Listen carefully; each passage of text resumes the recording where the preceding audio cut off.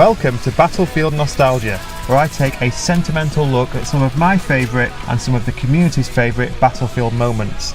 And I'm starting with my favourite game in the franchise, which is Battlefield 3. It's the first one I played, I absolutely loved it, and I really enjoyed the Close Quarters DLC.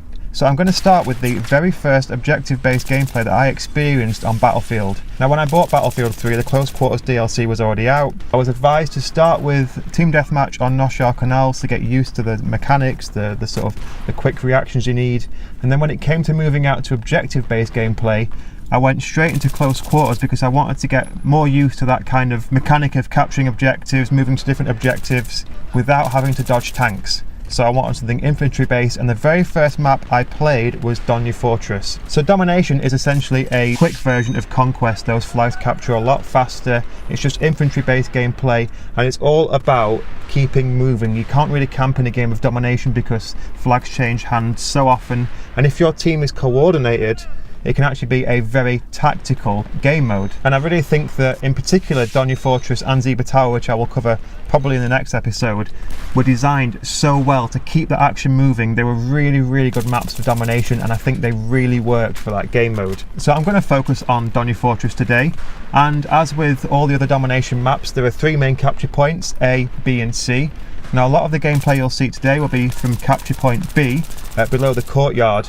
And I really like playing this objective because if you have a coordinated team, you can go down, and it's probably one of the few that you can hold the best. It's got a good cover and not too many entry points, and so I think it's quite good to hold down that objective, but also it's quite fun trying to capture it as well. You can have quite intense fights down in this little corridor of action. Now above B, you've got a courtyard which acts as a quick access around the map. You can easily get from one point to the other by zipping across the courtyard. You do take a risk of getting picked off while you do that, but if you don't want to fight through all the corridors, you have got this quick access just to get across the map. Now I wanted to get some footage on an empty server of me highlighting in a bit more detail how each objective works, but it's very difficult to find an empty server for this. So I'll do the best I can. So now we'll take a look at what I think is the most exposed capture point on this map.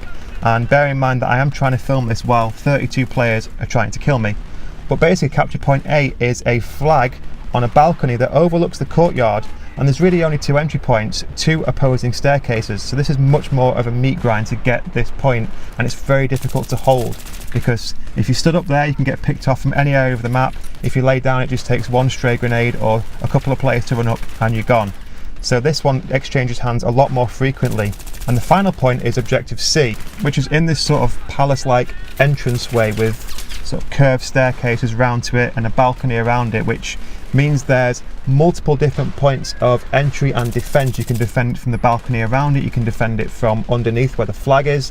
Enemies can come from the left, from the right, or straight down from the courtyard, and the same from those two upper staircases. They can come in from the upper floor and come down the staircases. So this is a much more coordinated point to hold. You have to have players in different positions to try and hold this objective down, and if you do that you can have a really strong base of dominating this map.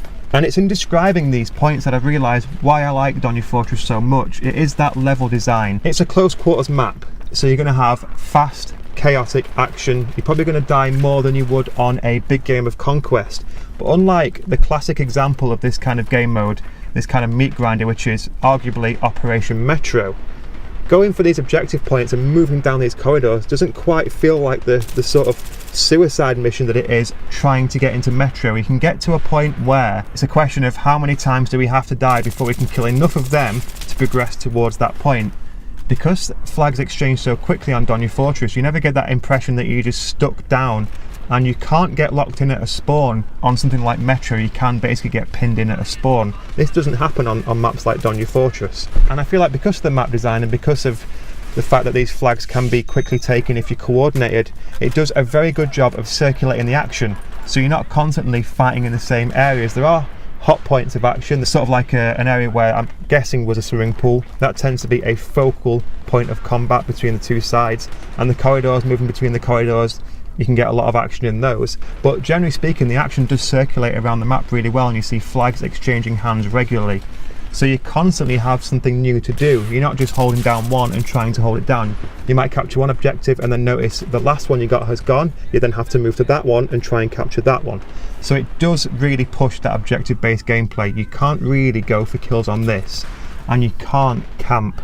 I can't stress how much I enjoy the fact you cannot get away with camping on Donya Fortress, because there is always another entrance someone can take to come behind you and kill you. So if you camp, you might get 3 or 4 kills, but as soon as someone realises where you are, that camping point is no longer viable, because the players will know to look for you in that spot. It is literally a run, gun, tactical map, and I really enjoy playing on it. And I think it's because I really like infantry-based gameplay. Now, I grew up playing shooters like Call of Duty 4, Modern Warfare, and if I go back to the very start, shooters like Quake, GoldenEye, Perfect Dark, I've never really played games that have that chaos of being shot at by tanks, helicopters, while trying to do infantry-based combat. So I've always favoured those infantry-based maps. So I think this is why Conquest Domination really resonates with the kind of play that I like to do.